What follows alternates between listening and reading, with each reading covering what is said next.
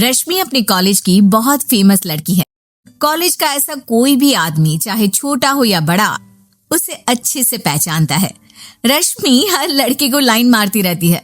उसकी नजर लड़के पर ही रहती है। लड़के उससे डरते हैं और उसे देखते ही भाग जाते हैं। इस सब के कारण उसकी शादी भी नहीं हो रही होती है। एक रोज कमल दुखी होकर रश्मि से कहती है, अब तो ये सब छोड़ दे मेरी माँ। अब क्या जिंदगी भर यहीं बैठी रहेगी?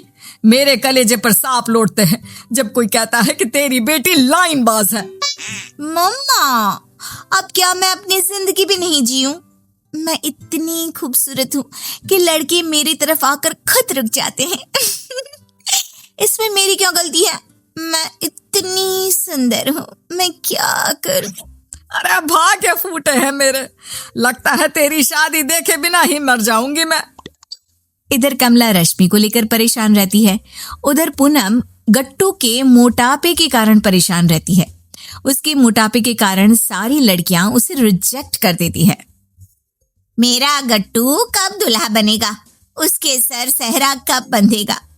राम जी, मुझे इसी दिन का इंतजार कब से है। एक प्यारी सी बहू दे दे जिसके आने से मेरे घर में रोशनी छा जाए। कमला रश्मि के लिए लड़के देख देख कर थक जाती है। जो कोई रश्मि को देखने आता है उसे रिजेक्ट करके चला जाता है, या फिर कुछ दिनों तक डेट करके इस रिश्ते के लिए मना कर देता है। एक रोज कमला को रवि के बारे में पता चलता है। तब वो राकेश से कहती है, गट्टू को अपनी रश्मि के लिए फाइनल कर देते हैं। मोटा है तो क्या हुआ, शादी तो हो जाएगी। वैसे भी रश्मि से कोई शादी नहीं करेगा। आप ना आज ही गट्टू के घर वालों से बात कीजिए। राकेश और कमला गट्टू के यहाँ उसका रिश्ता लेकर जाते हैं और पूनम रश्मि की फोटो देखकर खुश हो जाती है और उसके बारे में बिना कुछ पता लगाए ही शादी के लिए हाँ कर देती है। गट्टू और रश्मि की शादी तय हो जाती है। जल्द ही शादी का दिन आ जाता है।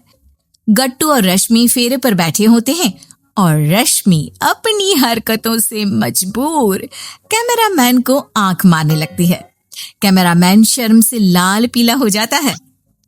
अगर किसी से कहूंगा तो सब मुझे ही गलत समझेंगे। कहीं मेरी धुलाई ना हो जाए। किसी भी तरह यहाँ से निकल जाता हूँ मैं। कैमरामैन के बाद रश्मि पंडित जी को लाइन मारने लगती है। उसकी ओर इशारे भी करती है। पंडित जी घबराकर जल्दी जल्दी मंत्र पढ़ने लगता है और गट्टू ये सब देख लेता है, लेकिन नजरअंदाज कर देता है।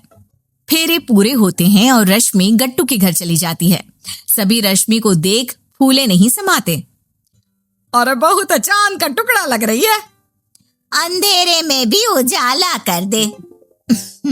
बहू भी तो मेरी है। गट्टू की शादी से सभी खुश होते हैं। रश्मि भी सभी के साथ काफी अच्छे से रहने लगती है।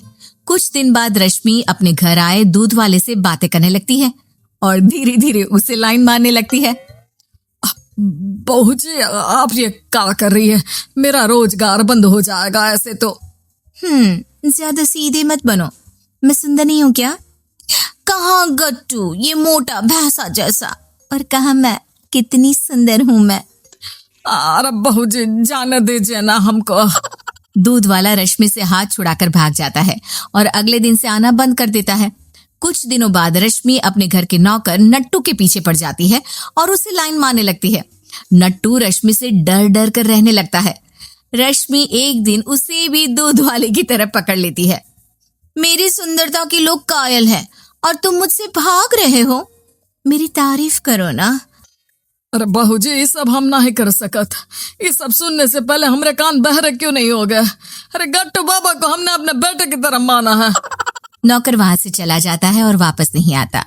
पूनम को कुछ समझ में नहीं आता कि ये सब लोग एक एक करके उसके यहाँ काम क्यों छोड़ रहे हैं। एक दिन पूनम की नजर रश्मि पर पड़ती है, जो घर की छत पर खड़े पड़ोस के लड़के को लाइन मार रही होती है। और ये देखकर पूनम की आंखें फटी रह जाती है और वो अपना माथा पकड़ लेती है। कहीं इसी सब के कारण इतने पुराने नट्टू भाई घर छोड़कर तो नहीं चले गए। मुझे दूध वाले से पता लगाना पड़ेगा कि आखिर बात क्या हुई। पूनम अब पूरे वक्त रश्मि की हरकतों पर नजर गड़ाए रखती है और उसे पता चल जाता है कि रश्मि के कारण ही सभी ने काम छोड़ा है। अब मेरे गट्टू का क्या होगा? वो तो किसी को कुछ बता भी नहीं सकता। ये डायन मेरे घर को निगल जाएगी। पूनम नौकर नट्टू के घर जाती है। नट्टू भाई, आपको अपने घर वापस आना होगा। मेरी मदद करनी होगी रश्मि को सुधारने में। मालकिन, हमको लगा कि आप भी हम काहे गलत समझेंगी, इसीलिए हम चुपचाप चले आए।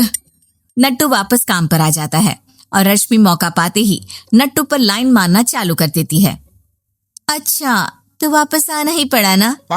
अब कहाँ जाएंगे बचकर आप? मैं इतनी सुंदर हूँ, क्या करूँ मैं? अरे बहू रानी, तुमने तो हमरे सब्र का बांध ही तोड़ दिया है। नट्टू रश्मि को उठाकर एक कमरे में ले जाता है और कमरा बंद कर लेता है। रश्मि की हालत डर से खराब हो जाती है और वो रोने लगती है। ये क्या कर रहे हैं आप? कमरा क्यों बंद किया आपने? आप मेरे चाचा समान है। अच्छा, आज हम चाचा समान हो गए। उस दिन कहा थे हम? हाँ, अरे नहीं नहीं, छोड़ दीजिए मुझे मेरी भूल समझ में आ गई है। मुझे माफ कर दीजिए। मेरी वजह से आपको अपनी नौकरी खोनी पड़ी थी। आज के बाद मैं किसी भी लड़के को लाइन नहीं मारूंगी। इतने में ही पूनम वहां आ जाती है। बहू, तुमने मेरी नाक कटवाने में कोई कसर नहीं छोड़ी। मुझे पता होता तो मैं तुम्हें इस घर में बहू बनाकर कभी नहीं लाती। तुम्हें सुधारने के लिए ही मुझे और नट्टू भाई को ऐसा करना पड़ा। रश्मि रो रो कर पूनम के पैरों पर गिरकर माफी मांगने लगती है। मुझे समझ में आ गया है कि एक लड़की की इज्जत क्या होती है। मुझे माफ कर दीजिए मम्मी जी और नट्टू काका। देर आए दुरुस्त आए। तुझे अकल आ गई वही काफी है। मेरे बेटे का घर बच गया, मुझे और कुछ नहीं चाहिए।